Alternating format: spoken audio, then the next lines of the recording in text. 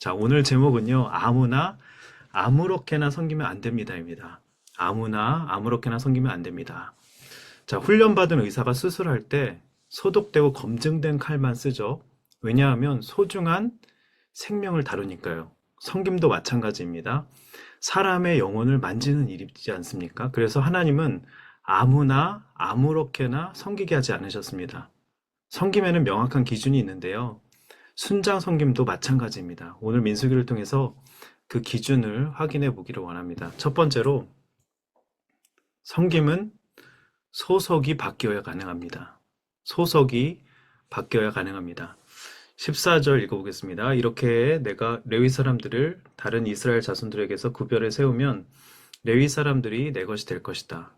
자, 레위 사람들을 구별해 세우라고 하죠. 이 구별은 단지 분리하라는 게 아닙니다. 구별은 소속이 바뀌는 것입니다. 예를 들어 낡은 바이올린이 경매에 나왔습니다. 사람들이 무가치하게 여겼어요. 그런데 한 장인이 나와서 줄을 조율하고 연주하자 놀라운 소리가 났습니다. 달라진 건 단 하나, 주인이 바뀐 것뿐이었습니다. 성김도 마찬가지예요. 우리가 하나님의 손에 쥐어질 때 진짜 사명이 시작되는 것입니다. 자, 첫 번째 적용 질문입니다. 나는 지금 누구의 손에 붙들려 살아가고 있나요? 세상의 기대인지 아니면 하나님의 손에 붙들려 있는지 부르심인지 생각해 보셨으면 좋겠습니다. 자, 두 번째, 섬김은 들려지는 것입니다. 이게 무슨 뜻일까요?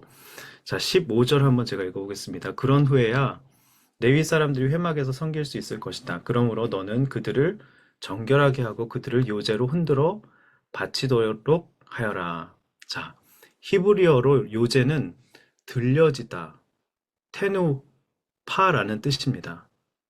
요한복음 3장 14절은 이렇게 말씀하고 있어요. 모세가 광야에서 뱀을 들어 올린 것 같이 인자도 들려야 한다.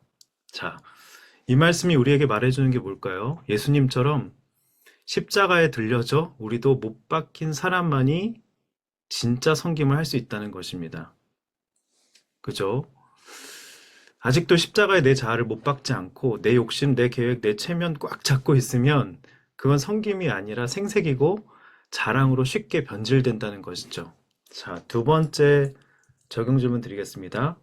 나는 지금 십자가에 들려진 사람처럼 섬기고 있는지 아니면 여전히 내 체면, 내 계획, 내 자존심을 붙잡고 있진 않은지 돌아보셨으면 좋겠습니다. 자, 세 번째로 섬김은 대신 드려지는 것이다. 대신 드려지는 것이다. 자, 16절 한번 읽어보겠습니다. 그들은 이스라엘 자손들 가운데 내게 온전히 드려진 사람들이다. 내가 그들을 모태에서 처음 난 것들, 곧 이스라엘 자손들 가운데 모든 맏아들을 대신해 내 것으로 삼았다. 자, 출애굽 때 애굽의 장자들은 죽고, 그죠? 이스라엘은 살았잖아요. 그때 하나님이 이렇게 말씀하셨죠? 초태생은 처음 태어난 것은 다 내 거다. 그런데 이스라엘 백성은 다 드리라 하신 게 아니라 대신 드려진 대표, 그죠? 레위인을 택하신 것입니다. 처음 태어난 것은 다 내 건데 레위인을 그들 대신 맏아들 대신 초태생 대신 택하신 것입니다. 레위는 그냥 일꾼이 아니었어요. 대신 드려진 자였습니다. 백성들은 레위인들을 보면서 어떤 감정을 느꼈을까요? 여러분, 만약에 여러분 아들 대신 이웃집 맏아들이 대신 군대에 가면 여러분 어떠시겠습니까? 너무 고맙지 않습니까? 자, 레위인들을 보면서 이런 마음을 느꼈을 거예요. 내가 드려졌어야 하는데 저 사람이 대신 감당하고 있네. 미안함, 감사함을 느꼈을 것입니다. 자, 그런데 레위는 누구를 예표하고 있는지 아십니까? 자, 이걸 구속사적으로 사실 보시면 예수님을 예표하고 있는 것입니다. 예수님은 우리를 대신해서 하나님께 드려지신 맏아들이시잖아요. 우리의 구원을 위해 십자가의 제물로 드려지신 것이죠. 우리가 십자가 앞에서 우리가 동일한 마음이 느껴지지 않습니까? 내가 죽었어야 하는데 예수님이 대신 죽으셨네. 자, 세 번째 적용 질문 드리겠습니다.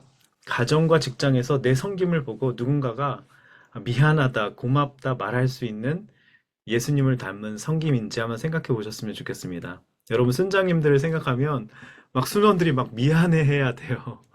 막 너무 고마워해야 됩니다. 정말 예수님은 닮은 나 대신 순장님이 대신 섬겨주고 있네? 이런 마음이 저절로 들어야 된다는 것이죠. 자, 네 번째 마지막입니다. 섬김에는 동역자와 준비가 필요합니다. 자, 19절 보시면요. 자, 이스라엘 자손 가운데 내가 레위 사람들을 아론과 그 아들들에게 뭐라고요? 선물로 주어. 그죠? 선물로 주셨대요. 레위인을 아론과 아들들에게. 여러분, 섬김은 혼자 하는 것이 아닙니다. 우리가 하나님 뜻대로 살 때 선물로 뭘 주신다고요? 동역자를 주십니다. 조력자를 주십니다. 거꾸로 생각해 볼까요? 만약 여러분에게 헬퍼십, 조력자, 동역자가 없다면 여러분이 하나님 뜻대로 제대로 살고 계신지 한번 심각하게 점검을 해 보셔야 된다는 것이죠. 여러분들에게 선물로 조력자, 헬퍼십을 주실 줄 믿습니다. 할렐루야. 아멘. 자, 그리고 쓰임 받으려면 준비도 필요하네요. 그냥 하는 것이 아닙니다. 자, 21절 보시면 자, 스스로를 정결케 했어요. 자, 우리도 순장으로서 먼저 정결케 하고 준비도 하고 교환도 읽고 어떻게 이번 순원들에게는 어떤 걸 물어봐야지 뭔가 계획을 세워야 되지 않습니까? 스스로를 정결케 하고 옷을 빨았습니다. 겉도 속도 모두 다 정결케 해야 된다는 것이죠. 자, 그리고 24절을 보시면 자, 아까 말씀하셨죠. 때에 대한 우리 이상원 순장님이 말씀해 주시지 않았습니까? 네. 25세부터 50세까지의 봉사의 기간을 말하고 있습니다. 자, 50세 이후에는 끝나는 게 아니에요. 은퇴 이후에는 이제부터 시작입니다. 퇴장이 아니라 이제 지혜의 시작으로 조력자의 역할을 하면서 그죠? 돕는 역할을 맡기셨다는 것이죠. 자, 마지막 적용 질문 드리겠습니다. 나는 지금 혼자 섬기고 있나? 아니면 동역자와 함께 섬기고 있는지, 은퇴 이후 내게 맡기신 조력자 역할은 무엇인지, 은퇴하신 분들은 한번 나눠 보시기를 바랍니다. 네, 결론. 네, 섬김은 아무나 아무렇게나 하는 게 여러분 아닙니다. 네, 순장은 아무나 아무렇게나 하는 게 아닙니다. 여러분, 순장님들 아무나 하시는 거 아니라는 거 아시죠? 여러분, 네, 아무렇게나 하는 게 아닙니다. 첫 번째는 하나님께 속한 사람이 할 수 있고요. 하나님 손에 들려진 사람이 할 수 있고요. 두 번째는 하나님 앞에 들려진 사람, 십자가의 자를 못 박은 사람이 할 수 있습니다. 요제로 들려진 사람. 세 번째는 예수님이 떠오르는 섬김. 우리 순장님 보면 나 대신 섬겨주시네. 감사해. 또 죄송스러운 마음.